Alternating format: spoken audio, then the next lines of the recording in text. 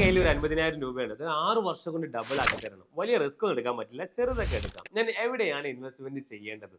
Sir, large cap ഫണ്ടിൽ invest ചെയ്താൽ മതി. ലാർജ് ക്യാപ്പോ? അതെന്താ? Welcome to 99 days challenge. Large cap എന്താണെന്ന് മനസ്സിലാക്കുന്നതിന് മുമ്പ് എന്താണ് മാർക്കറ്റ് ക്യാപ്പ് എന്ന് അറിയണം. ഇതിന് 76 ഡേയിലെ വീഡിയോ ഒന്ന് വാച്ച് ചെയ്യണം.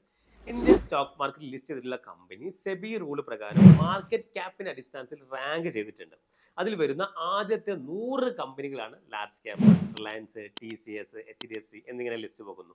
ഈ കാറ്റഗറിയിൽ വരുന്ന കമ്പനികളുടെ മാർക്കറ്റ് ക്യാപ്പ് വരുന്നത് 20,000 കോടിയോ അതിന് മുകളിലോ ആയിരിക്കും. ആരൊക്കെയാണ് ലാർജ് ക്യാപ്പ് ഫണ്ടിൽ ഇൻവെസ്റ്റ്മെന്റ് ചെയ്യേണ്ടത്? റിസ്ക് അധികം എടുക്കാൻ പറ്റില്ല, ഒരു 12-13% റിട്ടേൺ വേണം.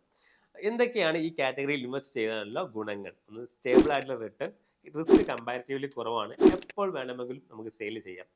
ഏതൊക്കെയാണ് ബെസ്റ്റ് ലാർജ് ക്യാപ് മ്യൂച്വൽ ഫണ്ടുകൾ? ഇതിനെക്കുറിച്ച് വരും വീഡിയോയിൽ നമുക്ക് ഡിസ്കസ് ചെയ്യാം. അതിന് ഈ ചാനൽ ഒന്ന് സബ്സ്ക്രൈബ് ചെയ്ത് സപ്പോർട്ട് ചെയ്യണം. Thanks for watching. See you tomorrow.